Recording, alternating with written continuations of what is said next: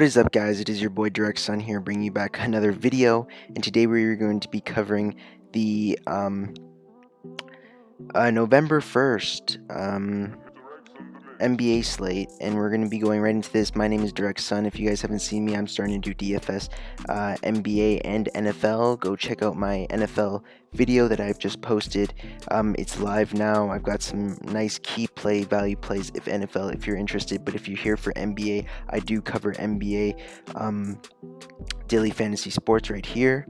I go over my top value plays on the slate and my top tier plays that are going to hit and get you over that 50 to 60 point. I have my other video that I posted, my first NBA DFS video, and I was able to hit on both my value plays. Bembry getting you around 25 points, hitting his value, and getting Maxi Clember, who really was able to get above his value in really a top value play on the slate, and I was able to get that. Trae Young was the only bust on that pick, because I picked him and he sprained his ankle and was out for the game and only scored 12 points, which kind of broke that lineup. But I'm here covering the top value plays, and I feel like I have some good value plays for you here. If you've been following me, you know that I have a good reputation with daily fantasy sports. I'll pop up some of my winnings, if you haven't seen them from my other videos, onto the screen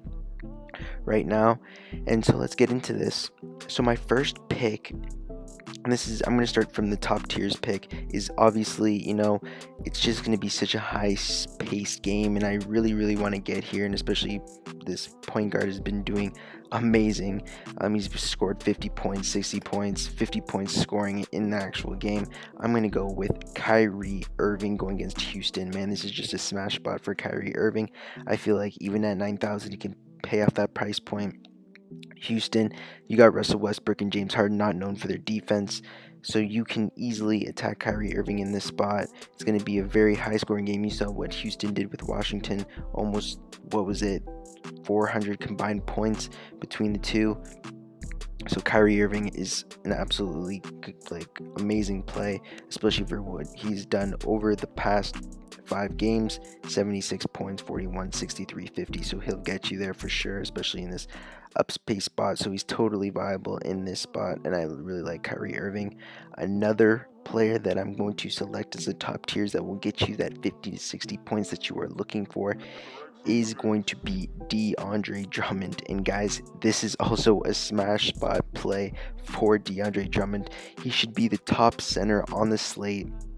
I don't even know how he's only priced at 9,500. Chicago is the worst rebounding team in the NBA. Going back to last game, Tristan Thompson had loads of rebounds. Kevin Love had 20 plus rebounds. So Andre Drummond should smash, getting you that double-double that he always gets you. Man, this guy's been so viable in the past 4 to 5 games. 78, 48, 34, got into some foul trouble, 40, 44, and 54. The only thing that brings Andre Drummond to not get that ceiling game that we want tonight is foul trouble, but I doubt that comes in here going against Lou Markkinen and Carter Jr. I think he's going against too, depending on one of those two. So Andre Drummond, smash spot, worst rebounding team in the NBA. Honestly, you should get 30 rebounds this game. It's going to be insane. So Andre Drummond is another one of my smash spots that I want to get to. So now onto the value plays. So my first value play is going to be Luc Canard, and I know a lot of people sleep on him. He had that amazing first game, scoring 39 fantasy points, and since then he's been average for his price. He's at 4,800, but Chicago once again is bad at covering the perimeter 3-point, and all Luc Canard does is score 3 points. The way that you're going to get his ceiling game from Luc Canard tonight is if he's hot from 3 points and he's able to get you assists and rebounds too, not just scoring, because he can end up with 28 points and not have any rebounds or assists, and he's going to end up just with 28 fantasy points. So you want this guy to get on the glass. You want this guy to be getting assists, especially with D-Rose out there. I think Luc Canard is a safe play. Now going over to some just to see who's viable. I want to go down the list just to see who maybe you're looking at other players that I'm going to tell you that's completely viable. Like LeBron James is in a good spot, but LA versus Dallas, that could be a competitive game, but I feel like it's a little slow paced down game. Westbrook, of course, and James Harden are both viable coming off massive games, triple double again for Westbrook, and Harden going off for like what I think it was like 50 points. Kevin Love, like him in this spot if Miles Turner's in play. More rebounds for Kevin Love and Tristan Thompson are both great plays.